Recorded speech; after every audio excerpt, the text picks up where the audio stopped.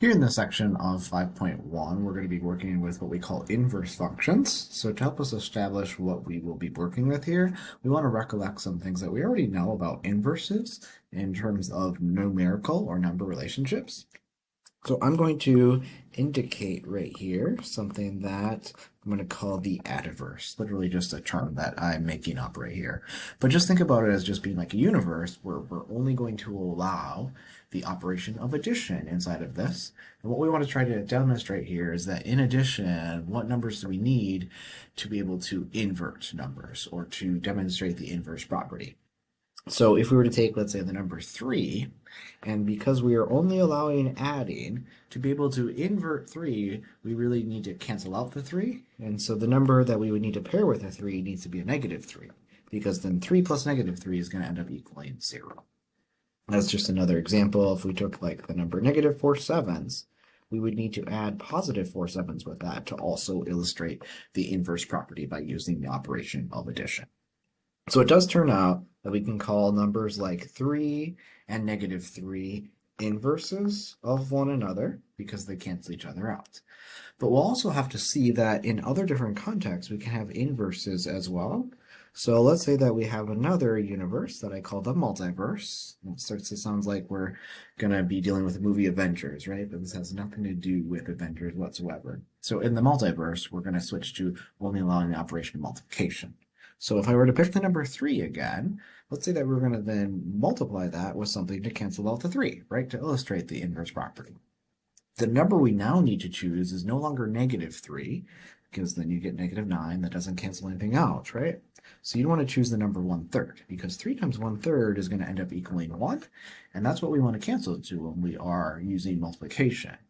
In another example, if we had negative 4 sevenths, we would want to multiply that with negative 7 over 4, because then you'd get positive 28 on top and positive 28 on bottom, which would divide and then just equal 1. So similarly, numbers like 3 and 1/3, or numbers like negative 4 sevenths and negative 7 fourths, are also inverses. But the types of inverses we're dealing with right here and right here are very different types of inverses because we're dealing with different types of operations. So to help distinguish between those different types of inverses, we call the first types of inverses additive inverses because we're using addition.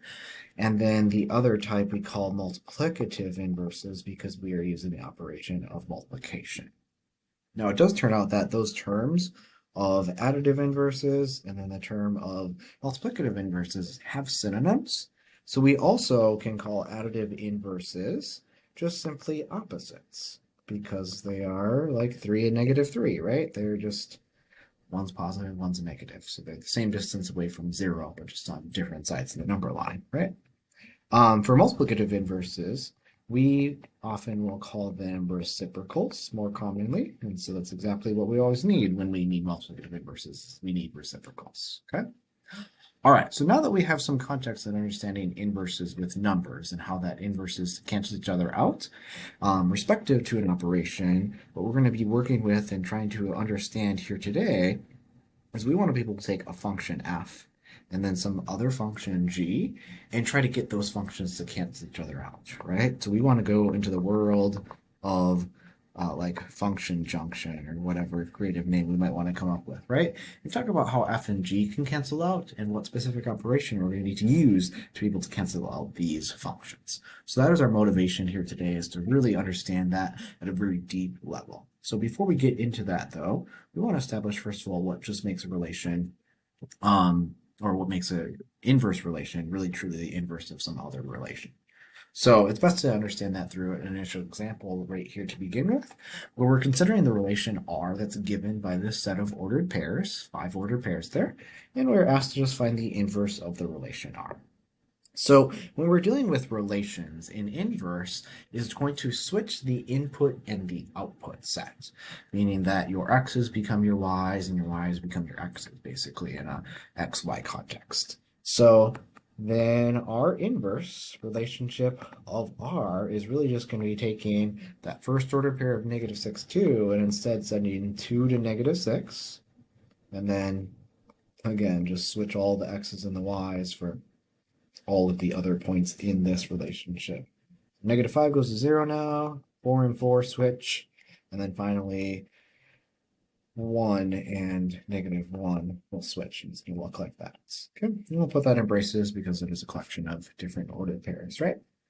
Okay, so there's more things that we need to actually understand about this than what's just asked. So we need to be able to see some graphical relationships that are going to happen when we compare the graph of the relation to the graph of the inverse relation. So for the graph of the relation, I'm going to use the color red to plot all of these ordered pairs of -6, 2, 1/2 pi, 0, -5, 4, 4, and -1, 1. And then I'll use a different color, how about blue, to graph the inverse relation of R and all the ordered pairs that are in that relationship. So we have 2, -6, pi, 1/2, -5, 0, 4, 4, and 1, -1. Okay. So it is kind of a pretty picture when you compare how the red dots are compared to the blue dots, because what we're going to see happen here is that this diagonal line that has a slope of 1 and that also goes right through the origin, this right here happens to actually be a line of reflection for all of the different points. So for example, you can see how this point right here and this point right here are just being sent directly across that y equals x line. So I should also note, right, that y equals x is that line of reflection. It does turn out that actually for the graphs of inverses, they always 100% of the time are going to reflect over that line y equals x. Okay, now we want to establish this in sort of an equation context. So you'll see you have the equation y equals x to the third minus 2x squared minus 4x plus 8 given there. And we're again asked to find the inverse of this relation. It's just a different type of relation that we want to find an inverse for, because previously we found an inverse for a set of ordered pairs. Here we want to deal with an equation and find the inverse of the equation. So because of the fact that an inverse of a relation is going to switch inputs and outputs, it's actually pretty simple to find an inverse equation. All you need to do is replace the y variable with the input variable of x, and then replace all the input variables of x's with y's. So this right here ends up being an equation for the inverse relation. And then also to help drive home the graphical relationships you're seeing, the red graph you see at the right and the blue graph you see at the right match up with what I just highlighted in red and blue. And you'll also be able to see again that the graphs of the relation and the inverse relation do truly reflect over the line y equals x, once again, as I alluded to earlier. So in general, whenever you're dealing with an inverse relation, basically a relation's inverse is going to switch all of the corresponding input and output elements, right? So instead of x being sent to y, now all of the y's get sent to the x's from which they came from in the inverse, right? So just some important things you'll want to recognize about that then is that if you do have like the domain of a relation, then that domain actually becomes the range of the inverse relation, right? So it's pretty easy to be able to find domain and range just by switching them in inverses, right? So then, of course, the range of an original relation then becomes the input set or becomes the domain of that inverse relation.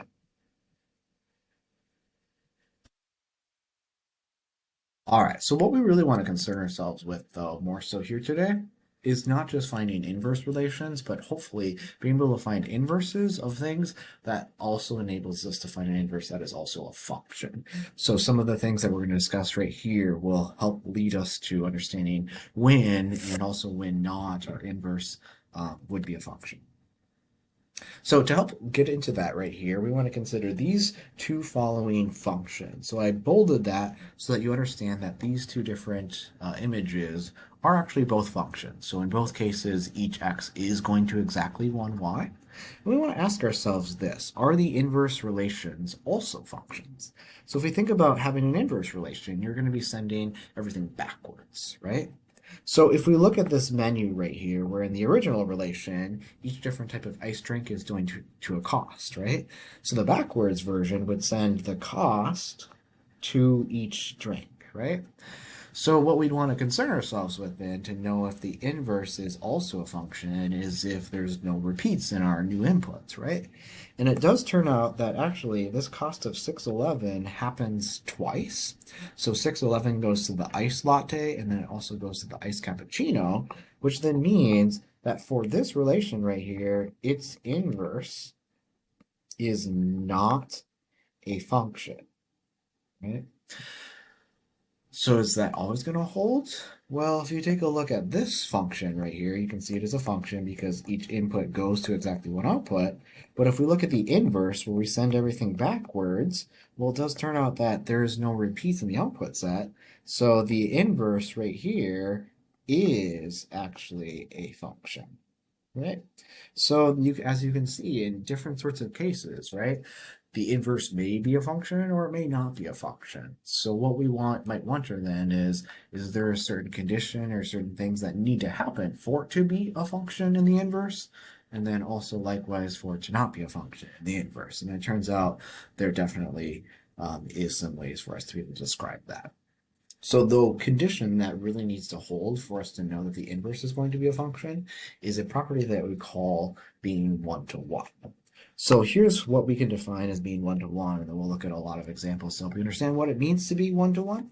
So here's the definition. So we can say that a function is one-to-one if for all a and b, like in the domain of the function, and then I should probably specify that I call the function f. So function f is one-to-one if for all a and b, if we know that f of a is equal to f of b, then it turns out that actually a and b have to be the same number as each other, right? So we're saying, like basically right here, that we have the same y values by letting f of a and f of b equal to each other, right? But we actually are concluding then that actually a and b can't be different numbers, which basically is saying that you can't have repeated y values. So the function is not going to be able to attain the same y value more than once. It really only has that y value exactly once. So let's look at what that would mean. So first of all here, I'm just going to do an algebraic proof to show that f of x equals 5x minus 7 is actually a one-to-one function. So to prove that, you just need to be able to use the definition of being one-to-one. So we know that a function f is one-to-one if we assume that for all a and b in the domain of f, that if we assume that f of a equals f of b, then a is equal to b, right? So what we'll want to do right here is we'll want to let a and b be in the domain of f right here. So be any inputs that we could allow. And then we're going to make the assumption that f of a is going to equal f of b, right? So what we want to show from here is we want to show that actually a and b have to be the same number, right? So we want to use this assumption right here and then deduce some things that we know are going to be true based on that assumption. So since f of a is equal to f of b, then of course using this rule, 5x minus 7 is equal to f of x, we would know that 5 times a minus 7 and 5 times b minus 7 have to be equal to each other, right? By using the rule and then also our assumption. And then from this right here, we can start solving this and we could add 7 to both sides, which would lead us to 5a equaling 5b. And then we could divide by 5 on both sides, which would then actually tell you that a and b actually have to be the same number, right? So we've actually proven then that the function has to be one-to-one, because what we've shown is that if we assume this here to be true, then a and b actually have to be the same number, right? So we're just following that definition of what it means to be one-to-one ultimately, okay? Here I want to show that g of x equals the quantity of x plus 4 squared minus 9 is actually not one-to-one, which would mean then that we should be able to find some case where f of a equals f of b, right? But then that would imply that actually a and b could possibly be different numbers, right? So we kind of want to find a counterexample where this would be the case, which would then show that this function here is really not going to be one-to-one, right? So there's quite a few examples that we could actually find to be able to prove this to be the case. So if you think about what this graph really shows, it really just shows a parabola. And because of the plus 4 in the parentheses, it's shifted to the left 4. So it has an axis of symmetry at -4. And then it's also shifted down 9, right? So you're going to have a parabola that does this sort of thing, okay? So the reason why this function is not going to be one-to-one is because it has repeated y values. So like, for example, right here and then right here are 2 points in the parabola that have different x's corresponding to them, but the same y. And so this is why the function is not going to be one-to-one. So if I went like a certain distance away from -4, so let's say I went right here to -2 and I went 2 higher, and then I went down here to -6, which is 2 lower than -4, then those would probably be values where we're going to get this to hold, but then -2 and -6 are not going to be true. So I'm going to plug in -6, and then I'm going to plug in -2 into the function. If I plugged in -6, I would have -6 plus 4 in the parentheses squared minus 9 equals y, which would then mean we would get -2 squared minus 9, which is 4 minus 9, which equals -5. And then if we plugged in -2, we'd get -2 plus 4 squared minus 9 equals y, which is 2 squared minus 9 equals y, which is 4 minus 9 equals y, which is -5 equals y, right? So there we did find a case where actually f of -6 really does truly equal f of -2, but -6 does not equal -2, right? So because of this counterexample, that completely shows that g is not a one-to-one function. So when you're looking at graphs, really what you want to concern yourselves with here is understanding that functions that are one-to-one should have no repeats in the y's, and functions that are not one-to-one are going to have some repeats in the y's. So what I have here is I have a graph of a function that I'll call f right here, and then I'll call g there in the blue. It turns out that they are perfect inverses of each other. So then you'll just see that there's a graph that separately has f alone, and you'll see that there's a graph that separately has g alone, right? So you'll notice that f is actually a function because f passes the vertical line test. But g right here is not a function because it doesn't pass the vertical line test, right? Now, what you'll notice is that these blue lines that I just drew that were vertical to test whether g would be a function is actually basically the same thing as taking the graph of its inverse f and drawing them horizontally to f as such, right? So it's these horizontal lines right here that can tell you about whether the inverse of that graph would be a function or not, right? And so these horizontal lines are really, really critical and really important for us right here. So the horizontal line test will tell you a couple of different things. So number one, it will tell you if the function that you are horizontal line testing is one-to-one. So if it passes the horizontal line test, meaning that each horizontal line only hits the graph at most once, then the function will be one-to-one. But then number two, it will also tell you whether or not the inverse is a function or not. Okay, so to illustrate that, let's look at some examples, and then you can really concretely see what we're meaning right here. So we're asked to determine whether each function is one-to-one, and thus has an inverse that is also a function. Okay, so to determine if a function is one-to-one from its graph, you really can just apply the horizontal line test. So on this graph right here, if I apply the horizontal line test, it's only going to hit the graph at most once. So this function does pass the horizontal line test, and what we'll be able to say right here then is if I call this function here f is a one-to-one function.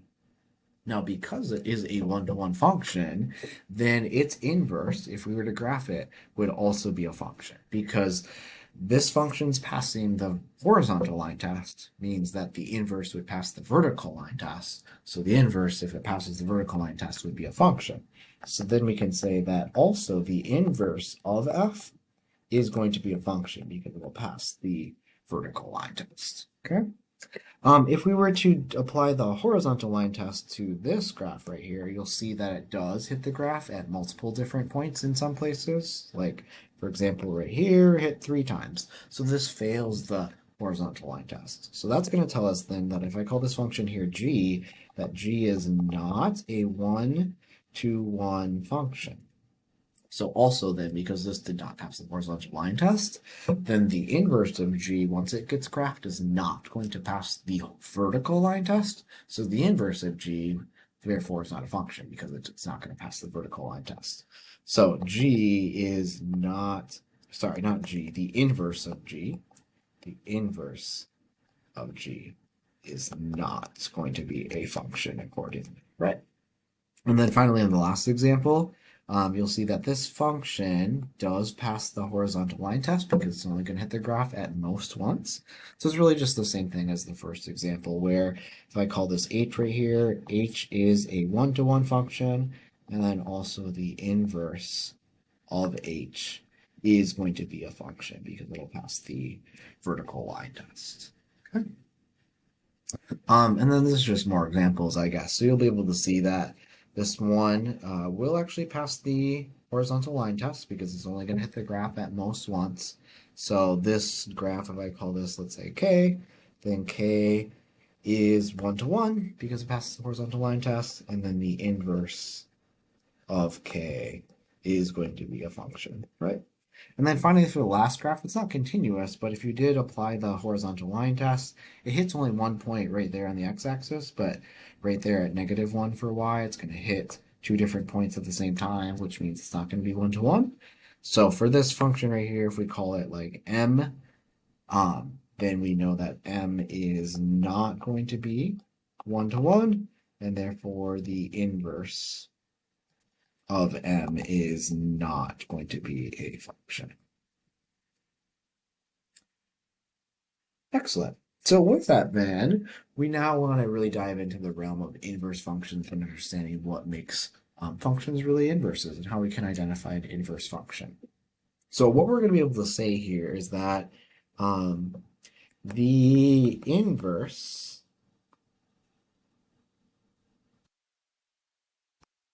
of a function is a function if the original function is 1-to-1.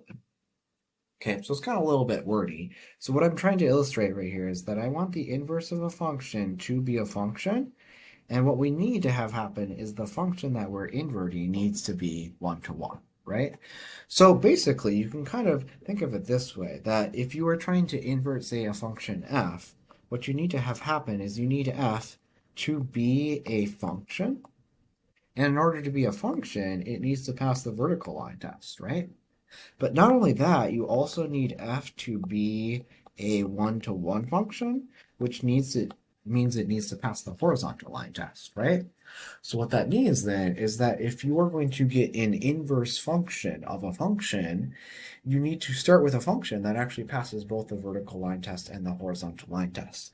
And what that guarantees then is that guarantees that actually both the original function and then the inverse are going to be both functions, right? So you need both the line test to be passed in order for you to have an inverse function. So I want to show you all the different combinations of things that could happen when you're trying to find the inverse of a relation. So when you consider this relation that I say call f, you'll notice that it fails the vertical line test. So f itself is not a function, but if you were to do the horizontal line test, the horizontal lines are only going to hit at most once. So that means that the inverse here of f is a function, right? So there are going to be cases where a relation's inverse is a function, but the original relation is not a function, right? In the second graph, you'll notice that it does pass the vertical line test. So this function right here, if I again call it f, I could say that f is a function, but the horizontal lines happen to hit twice in a lot of different places. So therefore, the inverse is not a function. So it's basically kind of the reverse of the first example, right? Now, if we look at the third example, you'll notice that it does pass the vertical line test, but also it does pass the horizontal line test. So in both the original relation and in the inverse relation, both of them are actually functions, right? So f and its inverse are functions. So sometimes you can get both of those things to hold, right? And you'll notice that, right, we can only get an inverse function if it passes both the vertical and the horizontal line tests. And then a final example right here, it fails the vertical line test because it hits more than once, and it also fails the horizontal line test because it hits more than once. So in a case like this, f and its inverse are not functions at all. So you can have all of the different combinations of having the original function either be a function or not a function, and then the inverse relation be a function or just merely a relation, right? So those are all the different combinations of things that ultimately could happen. So what we're going to focus on here now is being able to find equations for inverse functions. Before I do so, though, we want to establish some notation that we need to be able to use when we're dealing with inverse relations and functions. So when you have f being a function, okay, the inverse function we will denote with this notation as being f, and then in superscript lettering, right? So normally, like where you write an exponent, you put a little -1. But what you need to note about that right there is that that is not an exponent. It's really just a label. It's just a notational thing that we use to denote an inverse. So in addition to that, then make sure that you understand that if you did f inverse of x, that is not the same thing as like what an exponent means. Like when you do a -1, it becomes the 1 over f of x, right? It does not mean that. So make sure you don't get any of that confused.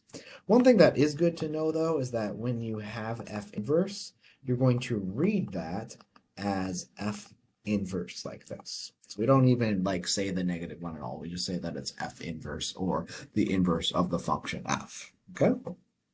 All right.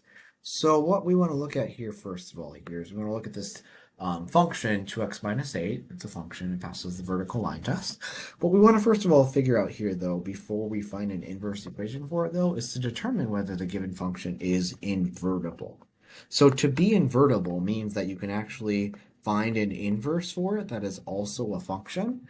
So what that really means is it needs to pass both the vertical line test and it needs to pass the horizontal line test. So if you were to graph this linear function of y equals 2x minus 8, you would start at -8 and then go at a slope of 2, because it's just a linear function, and it's going to look like this. And you'll see that it passes the vertical line test for every vertical line, and it also passes the horizontal line test. So because of that, the function will be invertible. So we're going to be able to do this and find an equation for the inverse function of the given function. So to find the inverse, it's similar to what we did at the very beginning right here, in that you would just replace the y variable with an x, and then replace the x variable with a y. So this right here would give you the equation that is the inverse equation. Now, it would be more logical and make more sense, though, if you could get the dependent variable of y solved for alone. So then we'll just want to solve this for y. So the first thing we'll do to both sides is add 8 to then get x minus 8 on the left side and only 2y on the right-hand side. And then to get the y alone, just divide everything by 2. So 1/2 x minus 4 then is going to equal y. But instead of calling it y, you can actually just say that f inverse of x is equal to 1/2 x minus 4. I'll go ahead and graph that equation also on the graph. So if we start at oh, I screwed up one thing here. I shouldn't have subtracted 8, right? I should have added 8 to both sides, so that should have been a plus 8. And this here should be a plus 4. That's a huge deal right there, right? Okay, so now when I graph this, I want to start at 4 and then go at a slope of 1/2 to both sides here, which will make it look like this. And so actually, when I started thinking about graphing that, that's where I realized my mistake, because we need to understand that graphs of inverses need to reflect over the line y equals x. Otherwise, it wouldn't have reflected. So you can see that that teal graph and the black graph truly are reflected over the line y equals x.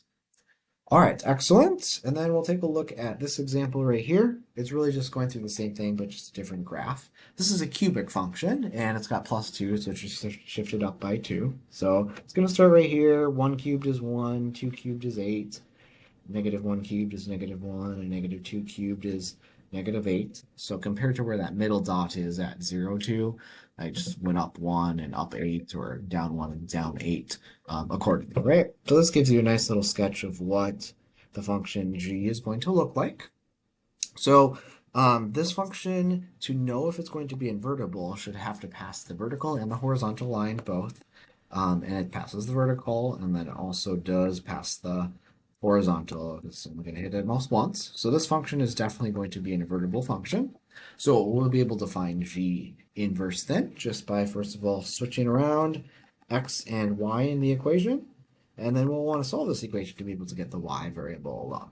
So now I'm going to do this correctly this time. I need to undo addition, so we're going to have to subtract 2 from both sides.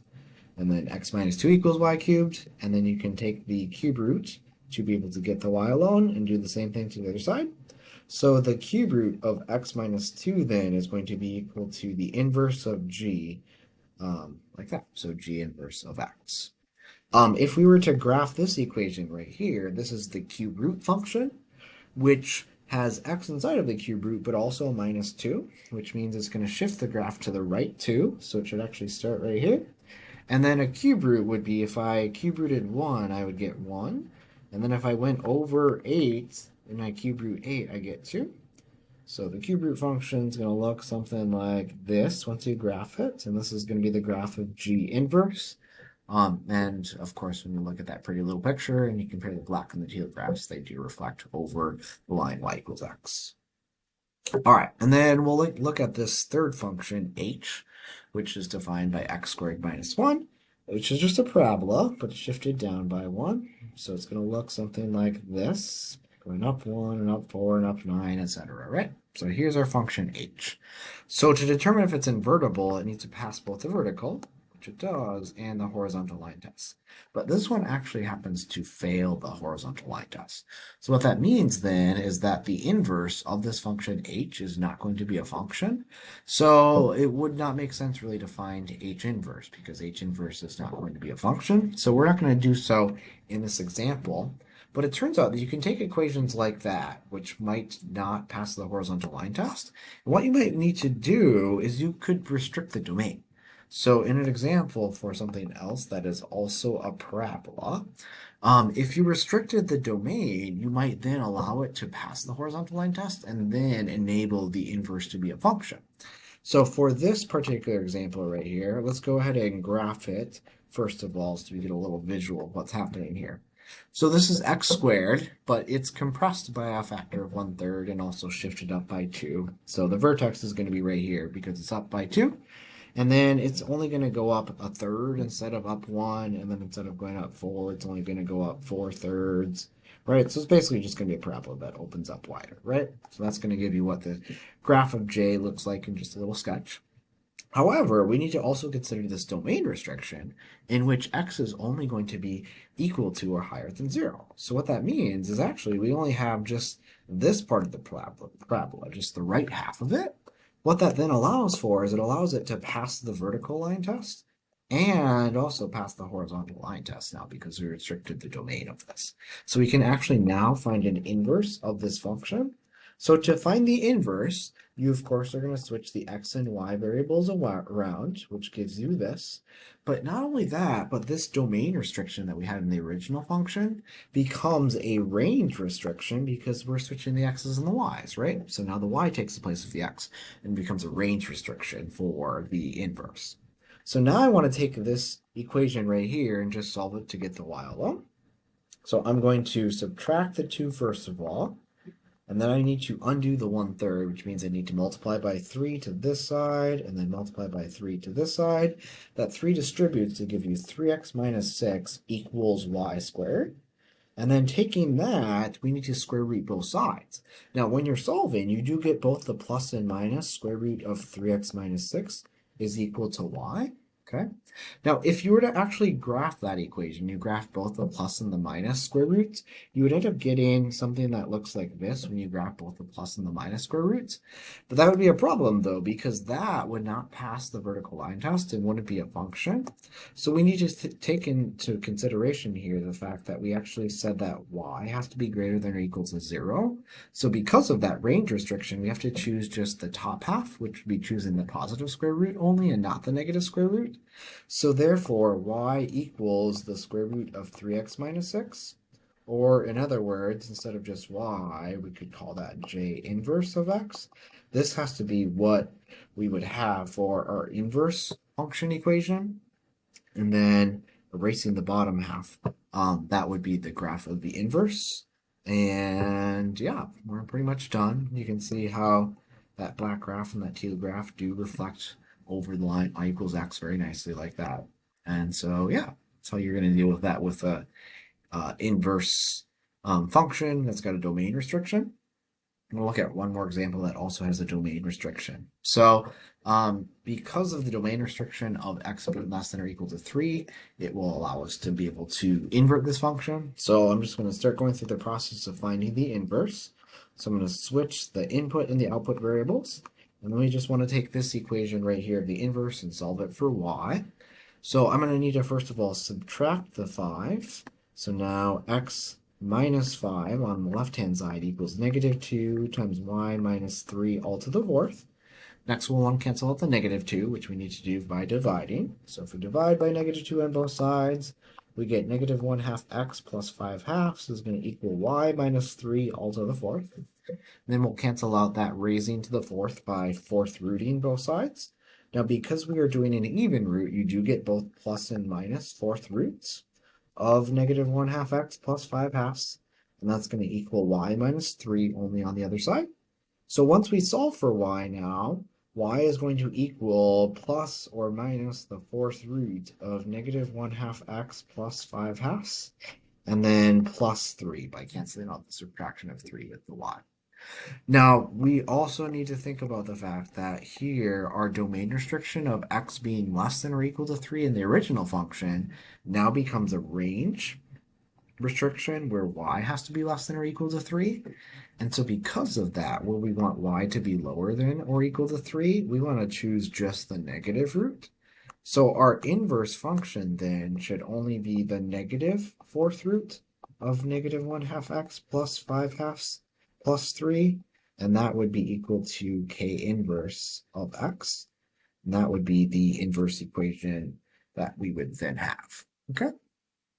All right, so there's going to be a lot of different examples of R, S, and T in which you want to be able to know how to solve and find all of the equations for the inverses that are showing up right here.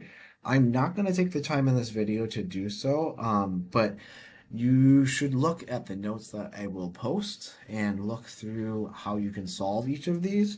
There's maybe one that I will work through that's a little bit different in terms of solving, but the rest of it just involves adding, subtracting, multiplying, taking roots, or raising things to powers. This last one's a little different because we haven't solved many things like this. So if I were to find the inverse, I would first of all just switch the x's and the y's around. So what's a little bit different about this is that the y is on the bottom of a fraction right here. So what you could do is you could actually clear out that denominator by multiplying by y plus 2. And then if you did the same thing to the other side, you just multiply x by y plus 2. So it cancels out that part right there, then giving you just 4 alone on the right-hand side equals y plus 2, and then multiplied with x.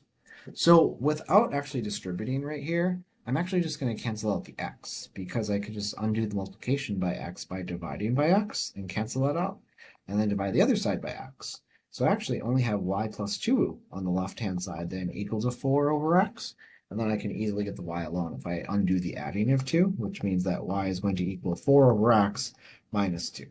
And so that would be the inverse equation. Rather than calling it y, you can call that d inverse of x then.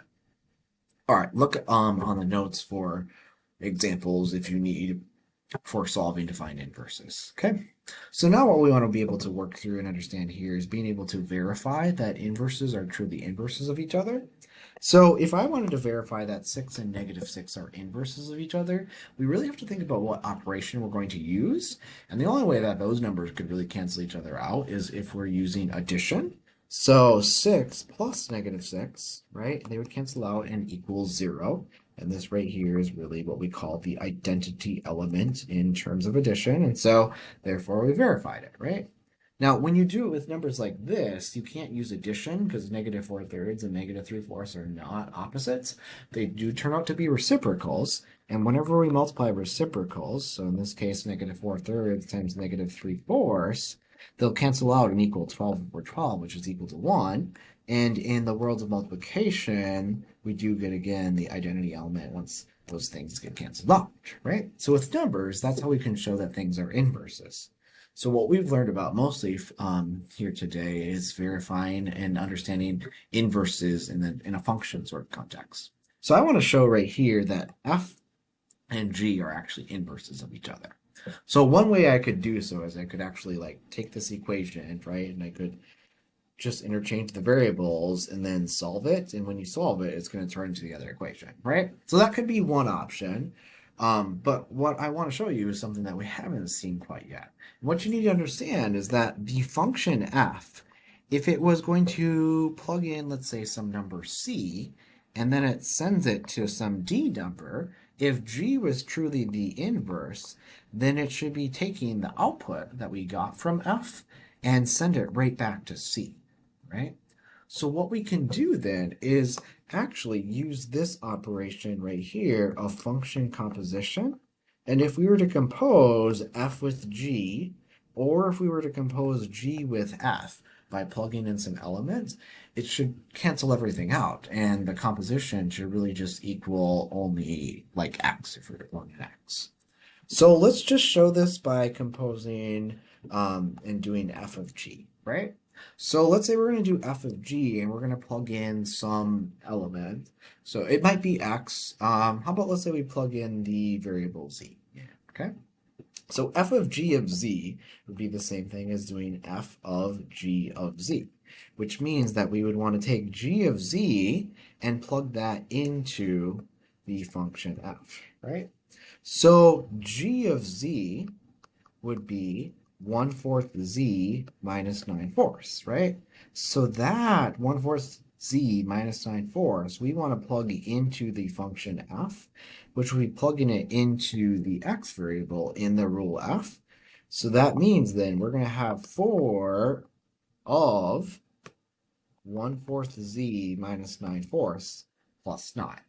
And then if we take this expression right here that is underlined and simplify that, we can first distribute, and 4 times 1/4 z is just going to be 1z.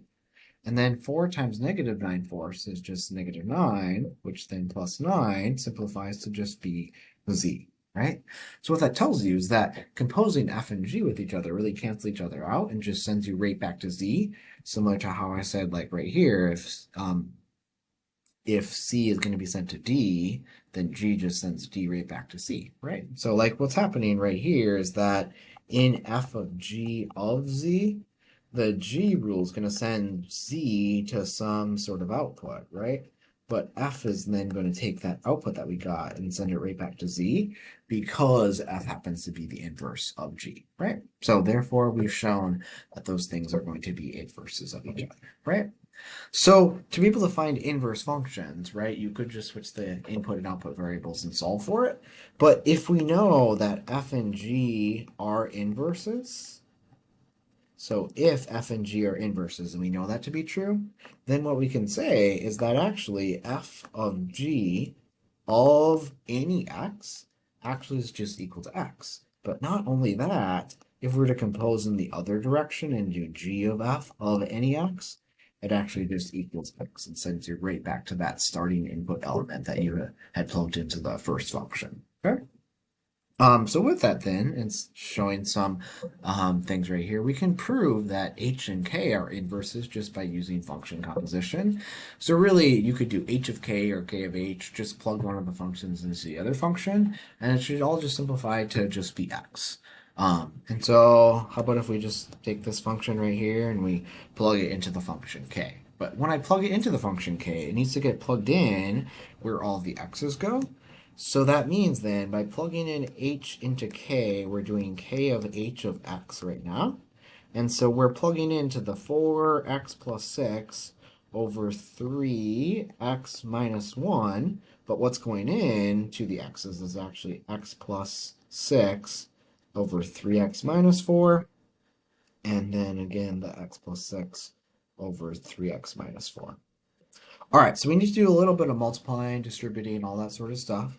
So if I were to multiply this 4 to the rational expression we have, we're going to have 4x plus 24 on top over the same denominator of 3x minus 4 plus 6. And then when the 3 here gets multiplied, we'll have 3x plus 18 over the 3x minus 4, and then minus 1, right? So I want to probably be able to take this fraction right here and add it with a 6, which means that that 6 needs a common denominator of 3x minus 4. So we're going to multiply that by 3x minus 4 over 3x minus 4 then to get that common denominator. So we'll be able to get then 4x plus 24 on top of 3x minus 4 plus 6 times 3 is 18 and 6 times 4 is negative 24 over 3x minus 4. And then similarly for the bottom part of our fraction right there, we'll want to get a common denominator so we can actually subtract away the 1. So that 1 we'll want to multiply by 3x minus 4 over 3x minus 4 as well, giving us then